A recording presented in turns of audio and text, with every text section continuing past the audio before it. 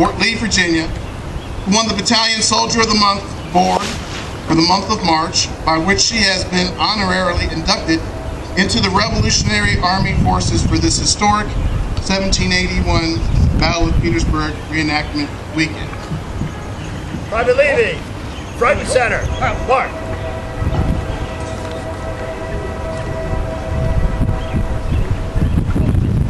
On behalf of the 7th Virginia Regiment, we are honored at your presence in our command today, this weekend. Three cheers for Private Levy. Hip hip, huzzah! Hip hip, huzzah! Hip hip, huzzah!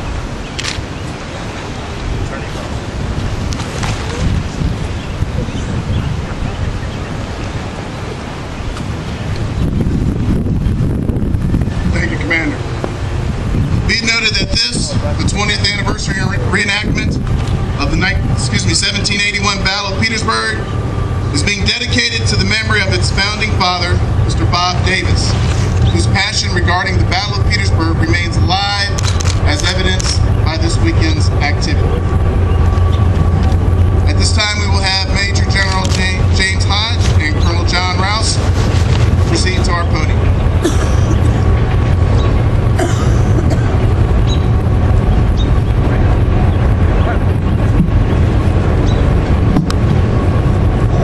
Somewhere in this city, in places yet unknown, lie the remains of both Virginia militiamen and British soldiers who gave their lives in service to their respective countries 230 years ago this month.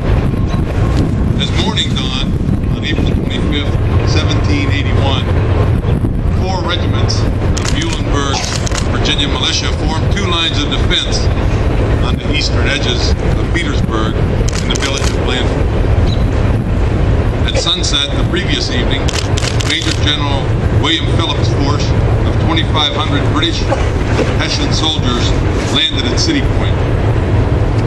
Petersburg was their prime objective because it served as a military depot for both the state and continental forces. Around midday, the 2 armies met in mortal combat for more than 3 hours.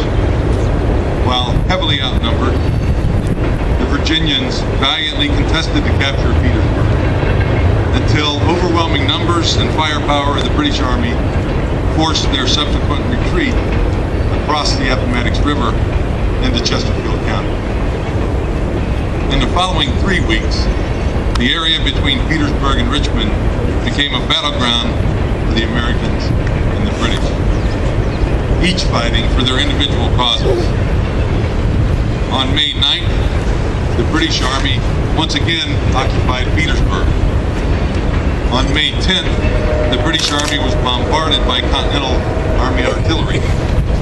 And on May 13th, Major General William Phillips, commander of the combined British forces in Virginia, died of a virulent fever as shells from Lafayette's guns burst nearby.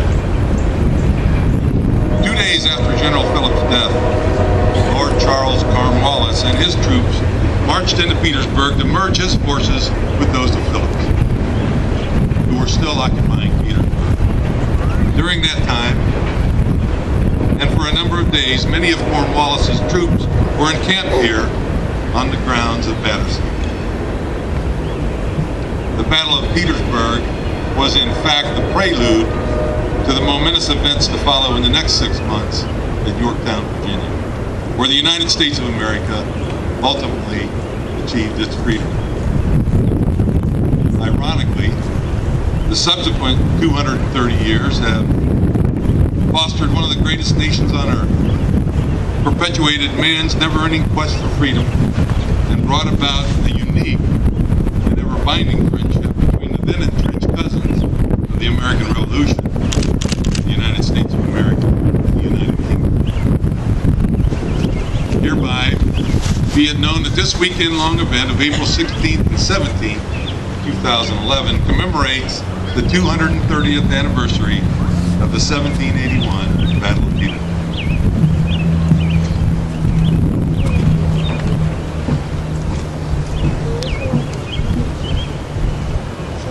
Mr. Mayor, councillors, ladies and gentlemen, before I give the eulogy to General Phillips, I'd just like to make a few words to say how honoured I am today to be here to represent the Ambassador, Sir Nigel Sheinwald, at this historic event, and also to say that while it represents perhaps a disagreement between our two great nations, I find it a source of constant pleasure and honour today to be serving alongside the great forces of your great nation, both on operations in Iraq and Afghanistan and elsewhere, but also in this wonderful country of yours. A eulogy to Major General William Phillips, Royal Artillery. Born a commoner without the usual political or family influence, he was the son and grandson of career soldiers, and one of the very few British officers of his time that rose to the rank of general by his ability alone. At the age of 16, he entered the military academy at Woolwich, and he later joined the Royal Artillery. His service at the Battle of Minden led to a reputation as an excellent officer. Following the 7 Years' War, he served as the Commander of Artillery at Woolwich and as Lieutenant Governor of Windsor Castle.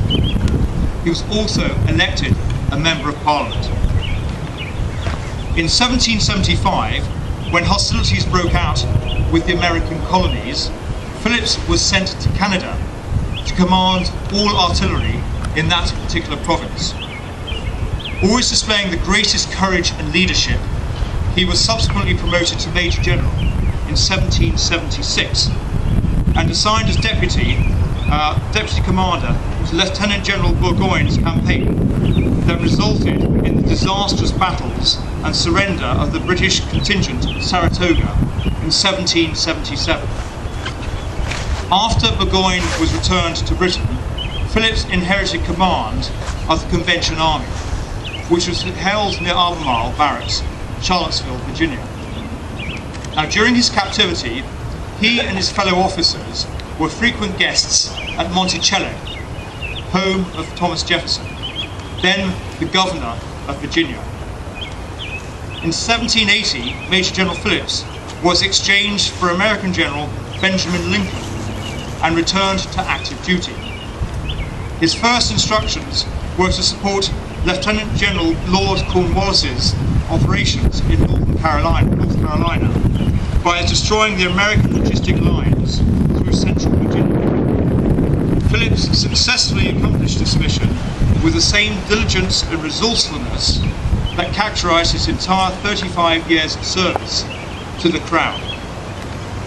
Tragically, 2 weeks following his campaign and victory over the Virginia militia at the Battle of Petersburg, Phillips fell ill with a violent fever and relinquished command of his troops to his second-in-command, Brigadier Benedict Arnold. On the 13th of May 1781, Major General William Phillips died at Bolingbroke, the Petersburg home of Mrs. Bolling. Later that night, he was buried by his loyal troops in an unmarked grave somewhere in the Blandford churchyard. His abilities gained him the highest regard of his contemporaries. Thomas Jefferson described him as the proudest man of the proudest nation on earth. Most certainly, William Phillips was, as Captain Johann Ewald of the German Jaegers described him, an officer worthy of commanding men. He drove everyone zealously to his duty, but he was the most pleasant, unselfish and courteous man in the world. In 1914, the Francis Bland Randolph chapter of the Daughters of the American Revolution erected a cenotaph to his memory near the south door of the Blandford Church. High praise indeed.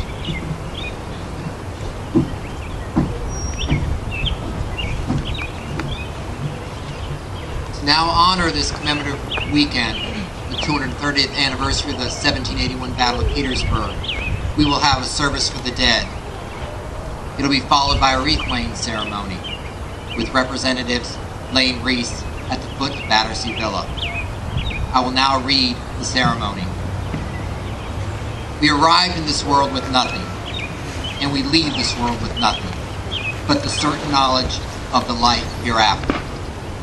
Providence brought all soldiers into this world as equals and raised them to the heights of a soldier's glory and the admiration of their contemporaries. Providence then took them, leaving nothing behind but the memory of their devoted service to him and their countries. In tribute to those who have fought for our rights and freedoms, please now present the wreaths. We will now have the wreath-laying ceremony. The first wreath be laid in memory of Bob Davis, with gratitude for this annual reenactment.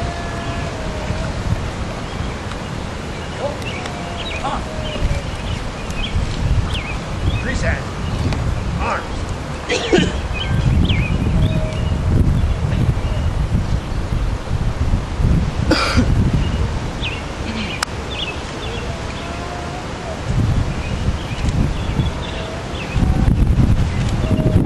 Representatives of the Daughters of the American Revolution.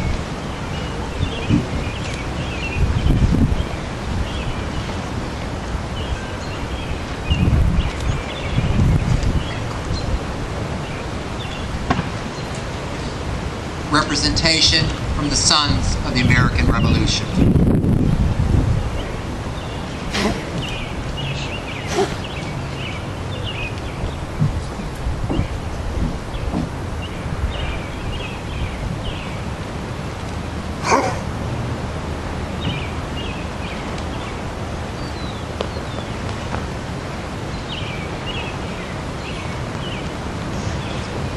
On behalf of the Danes and the British Empire,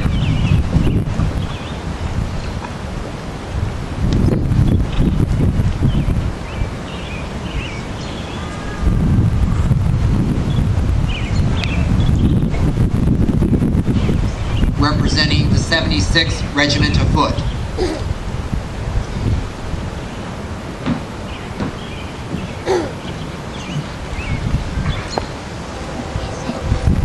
and the wreath being carried by General Hodge and Colonel Rouse, a tribute to U.S. and British troops, presented here by both British and American forces.